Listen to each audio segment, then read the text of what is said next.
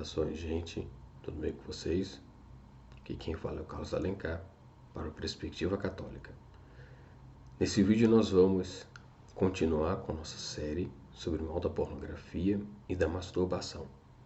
O que eu quero falar com vocês nesse vídeo é os estragos que tanto a pornografia quanto a masturbação fazem com a gente de uma maneira bem prática.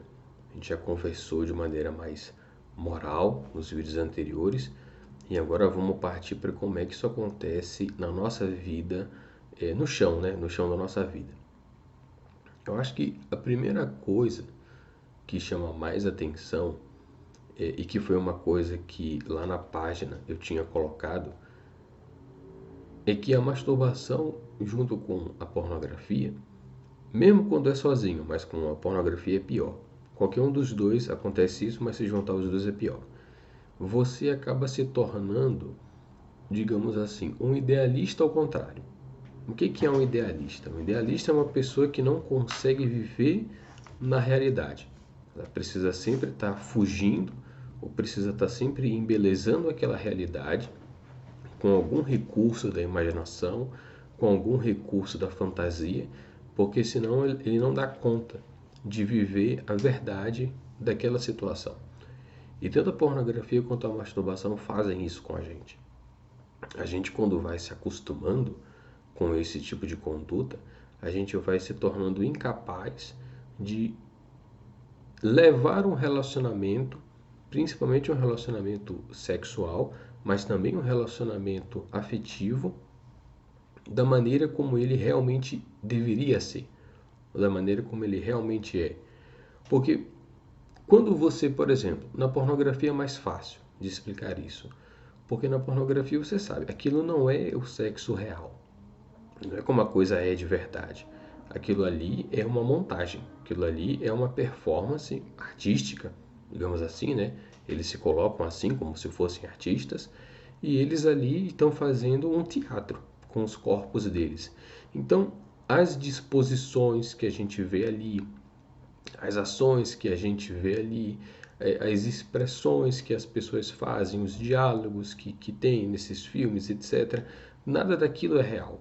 Tudo aquilo ali é construído para causar no espectador uma sensação que não corresponde muitas vezes a como o ato conjugal é na realidade. Basta você conversar com qualquer casal católico de já certa vivência, de uma maneira respeitosa, de uma maneira discreta, para ver que a vida a vida do casado não é de forma alguma parecida com aquilo que a gente vê naqueles filmes. Aquilo ali é feito para dar para você uma impressão completamente artificial do que é o ato conjugal, do que é a performance sexual. E isso é um primeiro ponto no qual você ver aquelas coisas e você associar o prazer sexual da masturbação àquele ato gera em você muitas vezes uma distorção muito grande entre o que você espera do ato sexual e aquilo que ele é na realidade. Isso com relação a várias coisas, com relação à duração, com relação ao que as pessoas estão dispostas a fazer, diria principalmente com relação àquilo que as pessoas estão dispostas a fazer. Porque no filme pornográfico, as pessoas elas estão dispostas a tudo, se submetem às coisas mais, às invencionices mais diferenciadas, tem um vigor físico que não é aquilo que a gente vê na realidade de uma pessoa comum. Então, em comparação com aquela performance, em comparação com aquela coisa construída artificialmente, a realidade muitas vezes não tem chance. E aí você se educa naquilo, se cria naquilo, forma o seu imaginário naquilo, acostuma-se a ter prazer sensível naquilo. Quando você vai para a coisa real, muitas vezes o que a gente vê é a pessoa com frustração, a pessoa com dificuldade de ter uma relação sexual saudável, a pessoa não conseguindo ter prazer ou tendo algum tipo de disfunção erétil, seja impotência sexual, seja ejaculação precoce no caso dos homens, seja a frigidez no caso das mulheres, porque é claro que as situações que são vistas no filme não são facilmente replicáveis na realidade. Então, a gente acaba virando realmente um idealista ao contrário. A gente passa a ter uma visão idealizada do sexo, no sentido de que ela não corresponde à realidade, mas que não é nem aquele idealismo positivo, é um idealismo ruim. Por isso que eu falei do idealismo às avessas. Então, eu lembro que uma vez eu escutei um professor de moral falando sobre esse tipo de coisa. E ele explicou de uma maneira muito engraçada que quando você vai ver uma pornografia, você sempre é colocado diante de uma mulher muito bonita. Você está ali olhando para a mulher mais linda do mundo e você acostuma a ter prazer sexual com a mulher mais linda do mundo. E depois você enjoa da mulher mais linda do mundo, passa para outra foto, passa para outro vídeo, etc. E ali você vê a mulher mais linda do que a mulher mais linda do mundo. Porque todas elas são lindas. E daquilo que eu falei, lindas e bem dispostas, topam tudo e acham tudo maravilhoso. E aí você se acostuma a só sentir prazer naquele tipo de situação. E quando você vai para a vida real, principalmente você que tem fé, fé católica, ou pelo menos fé cristã, na realidade não é assim. E não é assim por uma razão muito simples. As pessoas, elas têm uma coisa chamada dignidade. Então, as mulheres, principalmente, elas têm um senso de dignidade. Se elas são mulheres que já têm um certo senso de decência, uma certa conversão, uma certa imagem mais correta de quem elas são, elas não vão aceitar certas coisas. E elas não vão estar dispostas a certas coisas. E elas vão se sentir humilhadas, elas vão se sentir aviltadas, elas vão se sentir desrespeitadas por certas coisas que muitas vezes quem vem de uma cultura pornográfica acha normal, mas não é normal. Então, eu quis começar falando nos vídeos passados sobre o quão bonito, o quão elevado, o quão sagrado é a relação conjugal, para a gente depois ter uma ideia de que nem tudo convém dentro da relação conjugal. Mas quando a gente se acostuma numa cultura erotizada, numa cultura pornográfica, a gente acaba perdendo essa noção. Porque você realmente começa a pensar e começa realmente a acreditar de tanto que você vê aquilo, de tanto que você se acostuma a ter prazer fixado naquelas ideias, naquelas imaginações ou naquelas imagens, filmes, sons, etc., que são colocados para você ali na hora, que você pensa que o sexo realmente é aquilo. O cérebro, por associação, faz o raciocínio de que as coisas realmente são daquele jeito e quando não é daquele jeito, você se frustra. Então, ou a pessoa se torna uma frustrada na hora que ela vai para a coisa real, a não ser que encontre uma pessoa que esteja disposta a fazer isso daí, mas com riscos de acabar desvirtuando aquilo que é a relação conjugal no plano de Deus, mas a gente fala sobre isso em detalhes depois, ou a pessoa corre o risco de virar uma tirana, que muitas vezes submete, violenta, ou pelo menos chantageia de alguma maneira, seja física, seja emocional, a outra pessoa para que faça aquilo que ela quer. Então você pega essa distorção, você pega essa perversão que você vê nas telas, que você vê na sua cabeça e projeta aquilo para o mundo real. E aí você tem o idealismo perverso, né? O idealismo contrário, dando frutos ruins no relacionamento das pessoas. Então, a gente tem vários relatos de conhecidos, até porque isso no mundo é normal, de pessoas que não conseguem, mesmo casais, etc., não conseguem ter uma relação adequada sem recorrer a práticas além da relação sexual padrão, digamos assim. E aí você percebe que já tem uma certa dependência da pessoa, daqueles expedientes. Se ela não consegue obter aquilo do outro, se ela não consegue convencer o outro a fazer aquilo, ela sai da relação meio que frustrada, meio que achando que não era bem isso, mas porque para ela já deixou de ser simplesmente estar amorosamente na companhia do outro e já se tornou, por conta do passado ou por conta muitas vezes do presente, a busca por algum tipo de gratificação sensual. E claro, gratificação sensual é coisa boa, porque foi Deus que fez e tudo mais, mas ela é tangencial na relação. O que se deve buscar na relação entre casais católicos, cristãos, por isso que o nome é ato conjugal, né? Não era nem para quem não é casado estar se aventurando nesse terreno, é em primeiro lugar a gente sabe a geração dos filhos.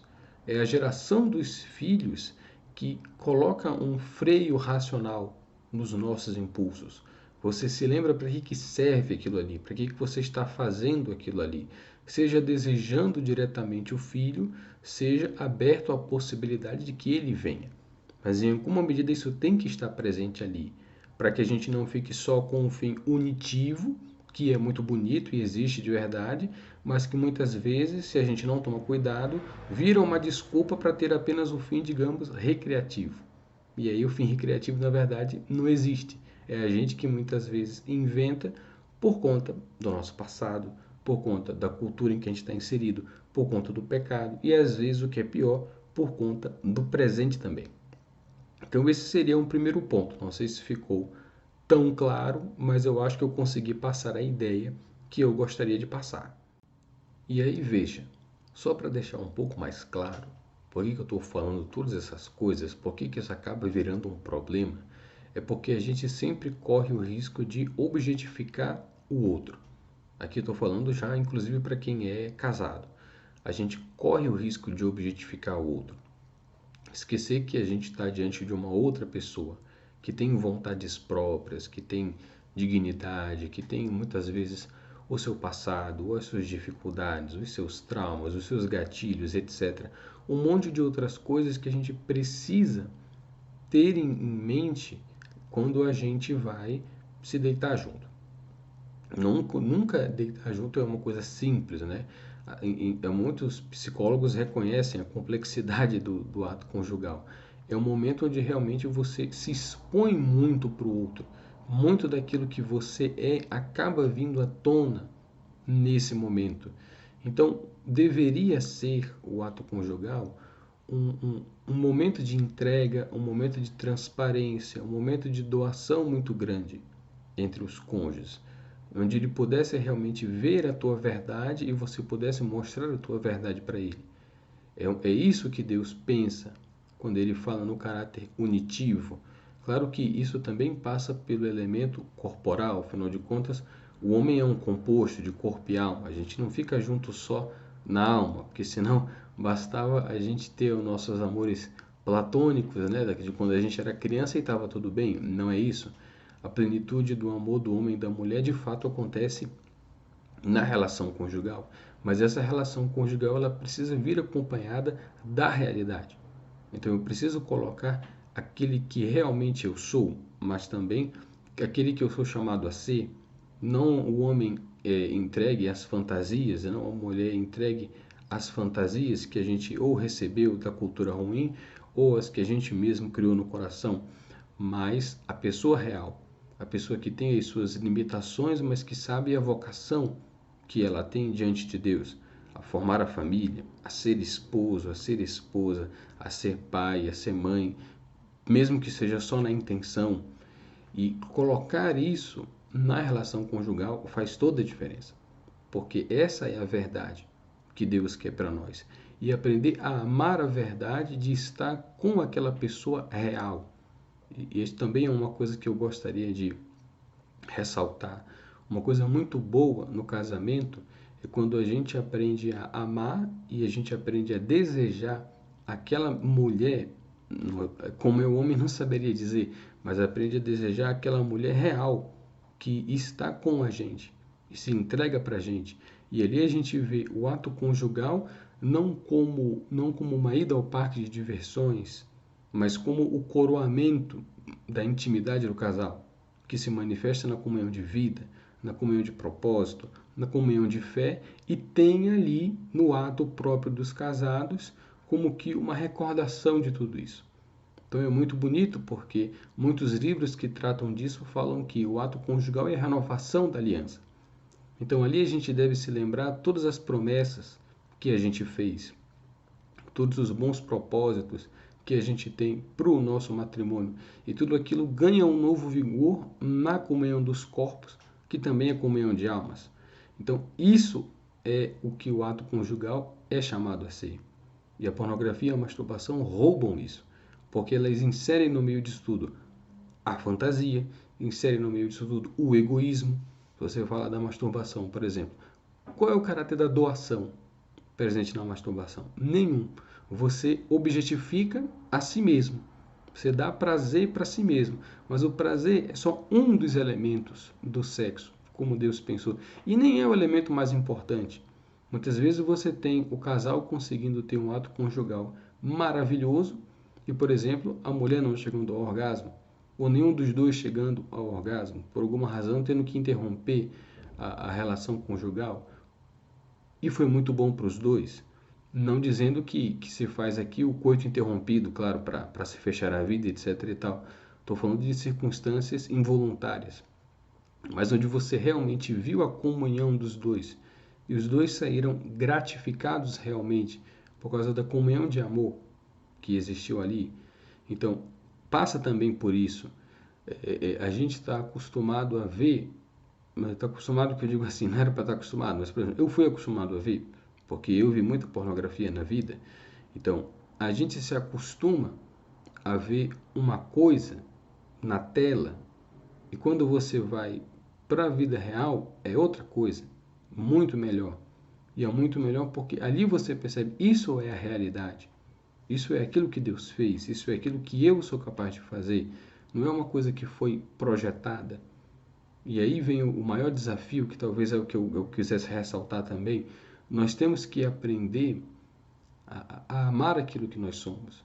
Não aquilo que é fantasiado, não aquilo que é idealizado. Mas eu preciso aceitar as coisas como elas são, para que elas possam melhorar. A coisa mais bonita do casamento é que o casamento não une o homem mais lindo do mundo com a mulher mais linda do mundo, o homem sem defeitos com a mulher sem defeitos, o homem vigoroso com a mulher disposta a fazer tudo. Não é isso. Você tem uma outra realidade ali. A de um homem que tem as suas limitações, tem os seus cansaços, a de uma mulher que tem os seus problemas, tem as suas indisposições, e quem é casado sabe como é. Mas você tem a realidade ali, o local onde Deus age. Então, Cristo se encarnou. Ele assumiu a realidade, também a do casamento, que ele transformou em sacramento. Então, passa por aí também. Eu acho que ficou talvez um pouco confuso, né? São temas assim que às vezes a gente não consegue falar da maneira mais perfeita, mas eu espero que tenha sido útil para você, de alguma forma, para você começar a entender mais ou menos como é que são as coisas. No próximo vídeo, que eu acho que vai ser o último, a gente vai realmente ir para as dicas práticas sobre como a gente evitar de cair nessas coisas. E aí eu acho que podemos encerrar a série. Se Deus quiser, terá sido bom para a edificação de alguém. Louvado seja o coração de Jesus, para sempre no coração de Maria.